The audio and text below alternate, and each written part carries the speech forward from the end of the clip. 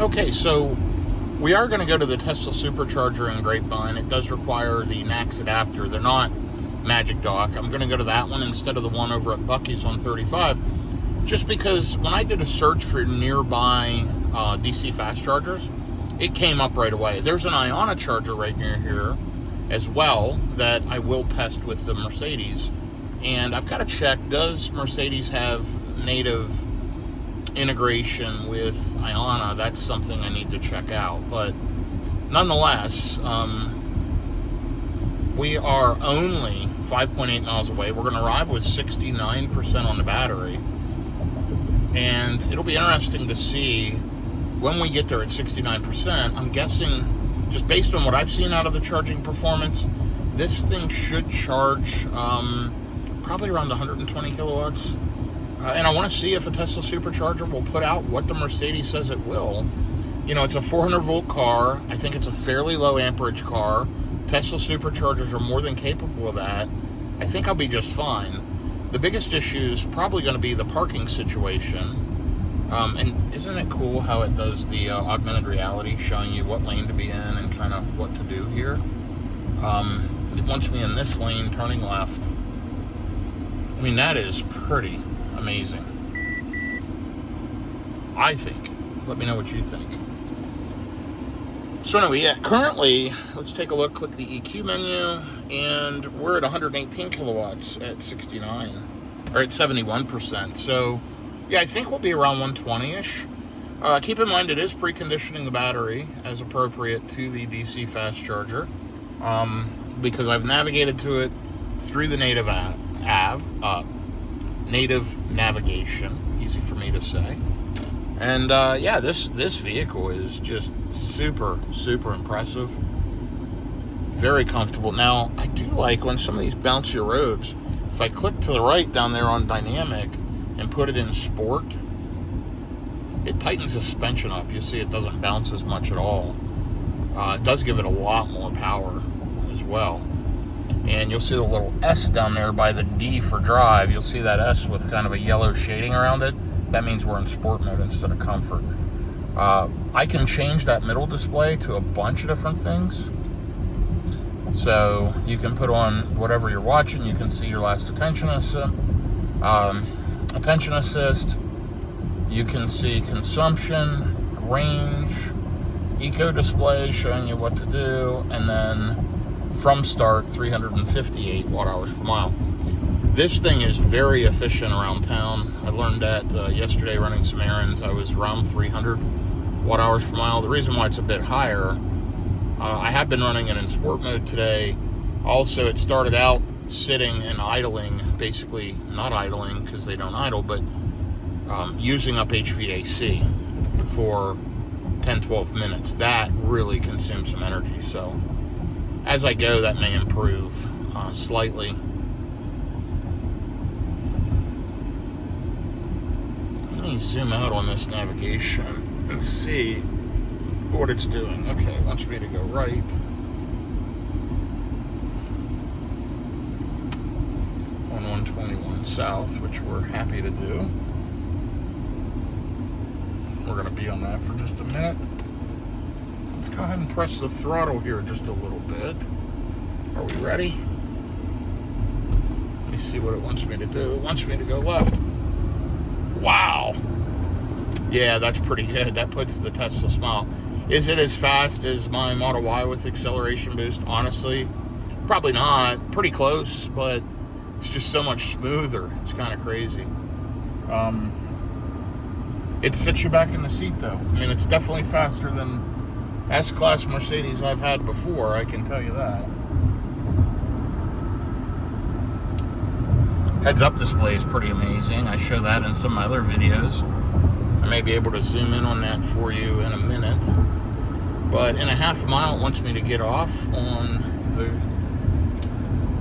I think it's Bass Pro Shop Drive is what it's saying in my navigation, in my heads-up display.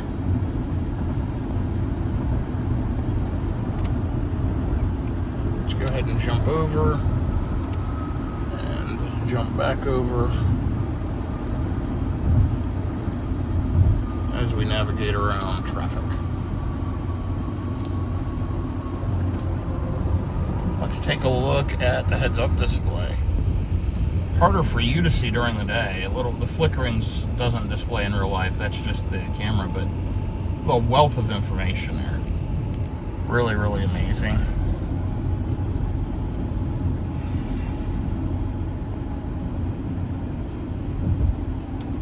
So it wants me to go right here. And then immediately turn left, which we can do. We just keep rolling.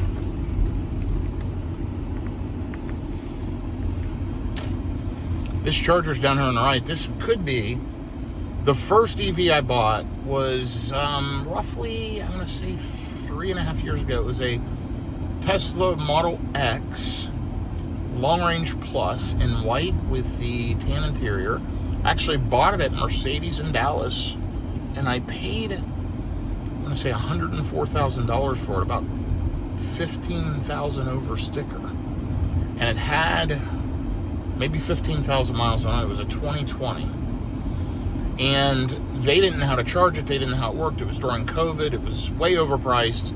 I bought it, and I had the road trip the next morning. So that night, after I bought it, I left the dealership about 7 p.m. I decided to buy it on a Thursday night. I had to leave Friday morning and drive to Virginia. I charged at this Supercharger for the first time ever with the Tesla. I had to call them. I had to get it linked to my account. It charged fine. I took it home and I plugged it into level 1 with the 110 outlet.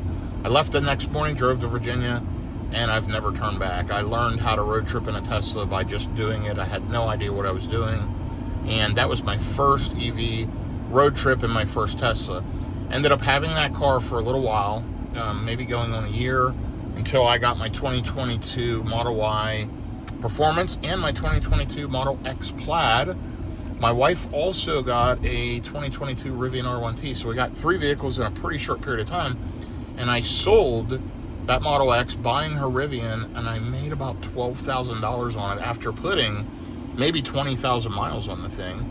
I got $12,000 more than I paid for it, and ended up buying the Rivian around that same time for her, and got rid of her BMW X3. So we went fully electric, and we ended up going fully electric. That was August or September of 2022. So anyway, long story to tell you, this was the first Supercharger I've ever been at, and now it'll be the first Supercharger I've taken the Mercedes EQS to test its ability to charge on NACS. Who would have guessed back then that, all of these vehicles, nearly every brand, can charge at a Tesla Supercharger now. Again, version 3 only. Keep in mind they can't charge at version 2. Check the Tesla app to charge your other EV, or check the Mercedes navigation or your other vehicle navigation to make sure it's compatible.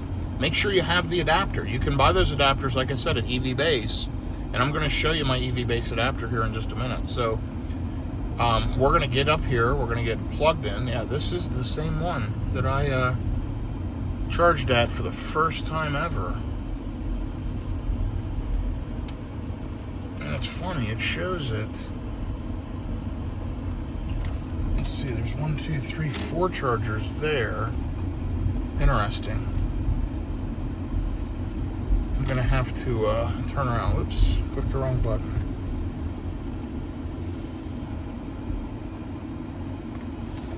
One thing about the EQS, it turns on a dime. Look at that.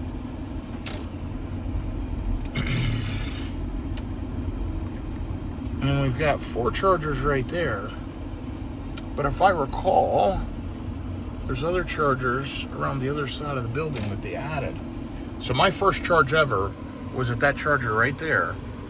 The one that Model Y is in. That was the first time I ever charged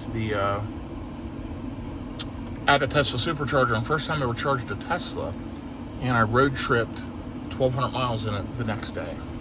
Kind of crazy story and crazy experience. So this is at a really cool Texas Best Barbecue, gas station, Shell, with Techron. So they've got that fancy stuff in their fuel to make it run better in your gas cars. And over here is the Tesla charger. Now, how do we do this and block the least amount of spots? Obviously, if I could plug in where that Model X is, I would not block anything. But they're on the install, so I can't do that. So I'm going to plug into this one, and I'm going to end up blocking some vehicles. Because, remember, my charging port... Let me look at something. Is there one back there in the corner? There is. My charging port is on the driver's side.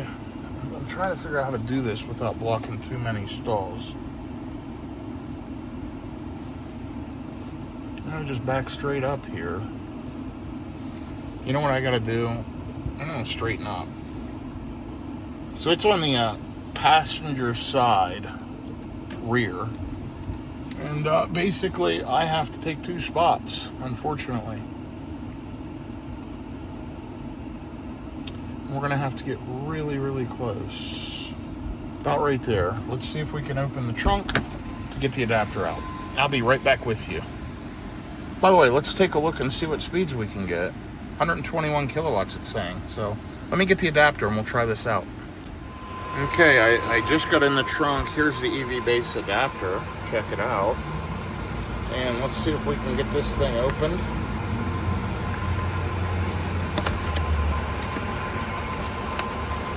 You got some nice instructions. I'm telling you, it looks just like a Tesla NACS adapter. It's got some nice instructions on there. And let's go ahead and get this thing plugged in. Okay, I just plugged it in. We are flashing orange, which means we're not charging, but now we're blue, so that means we're charging. I mean, that was instant. I plugged it in. I did activate it through the Tesla app, charge my other EV. Let's jump in the car and see how we're charging.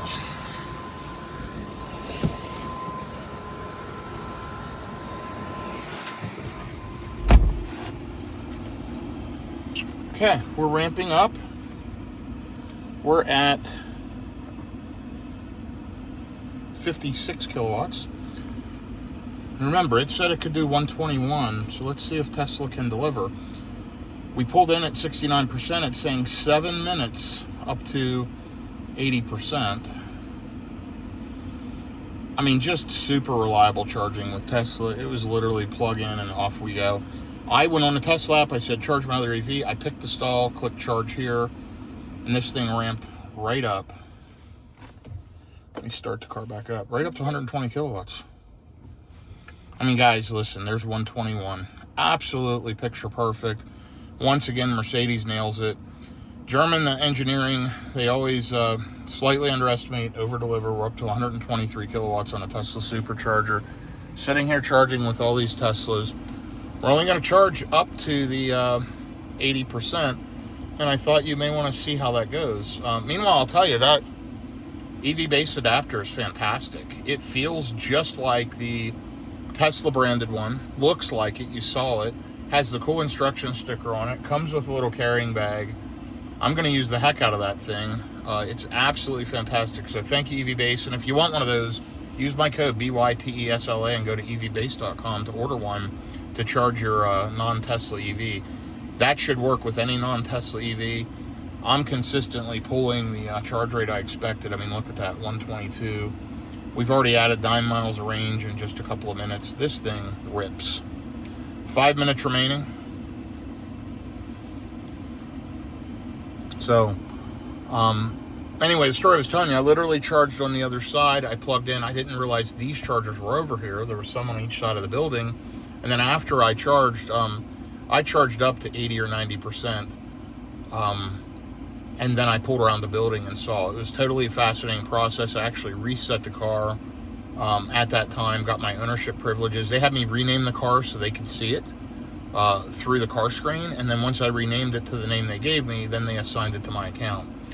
Somebody had traded it into the Mercedes dealer during COVID. So I lucked out. I got a great car. I overpaid, and then I got overpaid even further for it. Got to enjoy it, got to learn. Got my Model X Plaid, got my Model Y Performance. Drove those for, both of them for about a year. Put probably 20,000 or so miles on each of them. And then people I worked with bought both of those from me. The Model Y Performance, essentially for what I paid minus some mileage cost, and the Model X Plaid, I did take a little depreciation hit, but I got out of it before it dropped too low. Ended up buying a Model Y long range, ran that for a good year plus. My wife's kept the Rivian the whole time. My daughter ended up wanting that car, sold that to her, and got my Model Y long range Juniper 2026. That's kind of my EV story there. In the meantime, didn't replace the Plaid for a while, ended up getting a Cadillac Lyriq, used that, put a few thousand miles on it, not very many, maybe 4,000. Sold it back to Cadillac because of terrible charging. Unlike this thing, still pulling 118 kilowatts. That thing would only pull like 50 kilowatts a lot of times. It was awful. So glad I got this car. And I ended up paying a little more for that Cadillac Lyriq.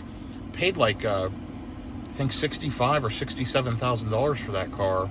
Sticker on it was 80 plus thousand, and it was fully spec'd out. Sport 3 trim, every option possible, kind of like this is fully spec'd out, and paid 60, I want to say 65, 67,000. Took a hit on it, got out of it, and then ended up getting this to replace it. And of course, I still have the Cybertruck, added that as a vehicle. So now we're with 4 vehicles. Happy with all of them, but really, really pleased with the deal I got on this EQS. So been here just a few minutes while I've been talking, put on 22 miles of range, still pulling 116 kilowatts. 2 minutes left and this thing's gonna pop off. You tell me what you think. I think the charging on this thing's ridiculously good. I love the EQS, very, very happy with this vehicle, and would highly recommend a pre-owned Mercedes EQS, EQE, SUV, or sedan. I like the look of the SUVs better. Personal preference. The interior, the fit and finish of this thing is outrageously good. I mean, look at the stitching, the appointments, everything in this is amazing. Still pulling 115 kilowatts at 78%, 2 minutes left. So we did 362 watt hours per mile in the last 16 miles.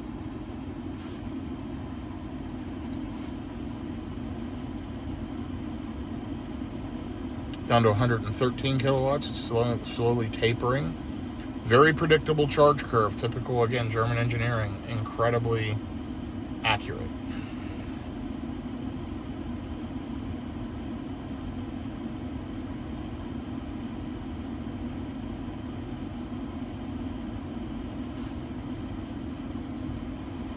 One minute left, 110 kilowatts at 79%. You'll notice the charge curve dipping as it should before when I was at 78, 79%. It's spot on. Obviously, nothing's overheating. Should be at 80% in just a second, and then it'll kick off. Tell me this isn't an impressive charging session. I sure think so. Down to 108 kilowatts, 107, up to 237 miles of estimated range, 30 miles added in this short period of time. 106, and it should be tapering off and shutting off. We just hit 80% at 105 kilowatts. It will just level out. It'll put like 80.99%, and then when it stops, it'll probably jump up to 81. Just, again, conservative. There you go, charging ended, safe travels. We're done. It popped up on the app. I just got notification. Now, best thing you can do on the Mercedes is hit cancel right here. That way I don't have to press the thing on the charging port. And I can just pull the adapter out and hit the road. There we go. All right, I'll be right back with you here from the car with my thoughts. So when I just jumped back in the car, the battery was a little bit yellow there, showing it had just come off DC fast charging. It was around 96 kilowatts it was showing, because, listen, it was warm. It just finished. We're at 80%. Let me go ahead and here's where, in the native nav, you can click and select. Really, really cool info, right? So this is where you can pick your charger and click to unlock the connection and charge. So, pretty cool, right? Anyway, all right, I'll be right back with you. I'm going to get the navigation started, and report back. Okay, so thoughts. Worked excellent. I've tested it. I have confidence these things will charge amazingly at a Tesla Supercharger. I wish I had a NACS extension cable. Unfortunately, the ones that are out there right now are not safety approved by most testers. And, I'm not going to mess around with high voltage spikes and high voltage current arcs. There will be cables coming out, extension cables that are safety rated and will be safe to test and use. So I'll probably get one of those or two of those. I want to put one in the Rivian and one in here. But all in all, unless you arrive to a full charger, you can park kind of like I did. I didn't block anybody. There was plenty of chargers, and I juiced right up. If you get to one of those and charge for 10 or 15 minutes, you can easily get down the road to the next charger or whatever. Ideally, the new Tesla Superchargers, the version 4 cabinets, have longer cables, and they're centered in such a way that typically, you don't have to block 2 spots. So that's probably the biggest annoyance, just because I think it's unfair for me to block 2 spots and take space away from people and this and that. So anyway, nonetheless, I'm only about 14 miles from my house. I'm going to head back that way and gather my thoughts here, and I'll be back with you for a final thought on this video. Okay, I'm back with you. My final thoughts on the video. The EQS is a charging beast. I think it does a great job. I'm very, very pleased with it. I love that I have Tesla Supercharger access to hit version 3, version 4 dispensers, and it just opens the world up to taking this thing anywhere. Honestly, if it didn't have that, I wouldn't have bought it. I've been there and dealt with that before, and the CCS world currently is a nightmare. There's just not enough chargers. Although it is getting better, there's a lot of corridors where there's just not enough. So, you'll see this thing at 79%, still wants to pull 100 kilowatts. That's after just finishing DC fast charging. I think it's very impressive. The EvBase adapter worked great. It was cool to the touch. I charged for, 7 or 8 minutes. I mean, just remarkably good. Quick top up to 80%, and now I'll ride back home. That charging session, by the way, because I have the members plan, was 35 cents a kilowatt hour. I will take a look on the Tesla app and report back to you in just a minute about how much energy I took in and how long I was there. It'll give me a receipt transaction record on the Tesla app. So I'll get that pulled up here in a minute and give you an update on that. But all in all, Tesla Superchargers are extremely reliable. Extremely reliable. Very, very quick for this vehicle. And easy to use. Tons of availability everywhere. And they work. They just work. That adapter was incredible. That was a good experience. Now, if you go to one of the ones that have the Magic Dock, when you pull it up and charge your other EV, it will not say that you need a NACS or other adapter. It just pops up and you can charge there, because there's a way to get that Magic Dock, that CCS adapter, out of the Tesla Supercharger, and it attaches itself to the handle and allows you to charge your CCS car easily with that kind of built-in adapter at a Tesla Supercharger. So that's a pretty cool feature and function.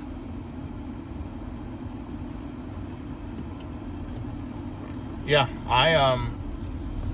color me thoroughly impressed. That was a great charging session. Really good experience at the Tesla Supercharger.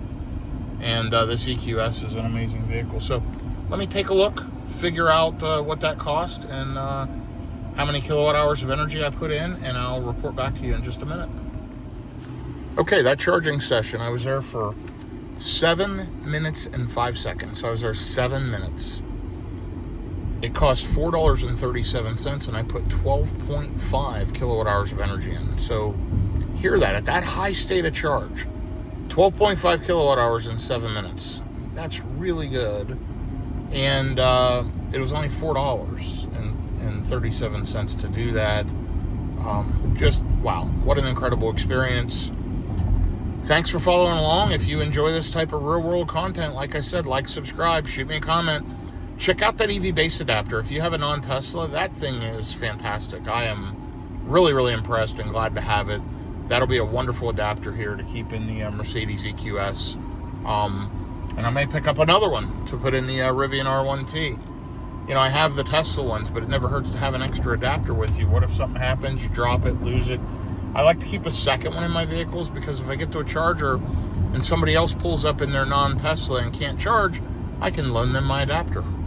So it's nice to keep a second one. So even if you have one and you want to pick up a second one, it's, if I recall, the last person that told me they bought one, it was under $100, quite a bit under $100 with the discount code. So yeah, definitely something good to have. It opens up your road tripping options. So anyway, have a great day. You can see this thing's up to 101 kilowatt of charging at 79%. So great job, Mercedes, great job, Tesla, and great job, EvBase. Take care, everyone. Enjoy your day. So here's the augmented reality screen again. I'm at a light over there's the EVgo at Whole Foods in Highland Village, Texas. I wanted to show you though, 3 miles per kilowatt hour. I'm at 335 watt hours per mile. Actually just plugged it in eco mode maybe a mile ago by clicking left on the dynamic button down here. You'll see the E down there by the drive on the bottom right of the driver display. See that E that's in green? So what it seems to have done is just limited the throttle a little bit, which around town will help. So it makes the throttle smoother, kind of like chill mode on a Tesla. Sport mode is definitely more responsive. Comfort mode has a good bit of response. This kind of just modulates the throttle pedal. Not bad at all. And yeah, now I'm up to about 3 miles a kilowatt hour running around town. In the Model Y Juniper, I'm around 250 watt hours per mile, if I recall, close to 4 miles a kilowatt hour. So yeah, it's more efficient, but this thing is magically efficient for a full-size SUV. Very, very impressive. And I know I said the video was over a minute ago, but I just wanted to share that you know, really, really great efficiency here in this EQS. So anyway, I've got a couple more errands to run and then I'm headed home. So I'm gonna knock that stuff out and I will be back with you with another video here in the near future. Got several things going on this week with the vehicles and adding in some new cool accessories to the Model Y and the Cybertruck this coming weekend, about a week from now. So yeah, follow along for all that stuff. Pretty cool. Good things coming. Have a good day, everyone.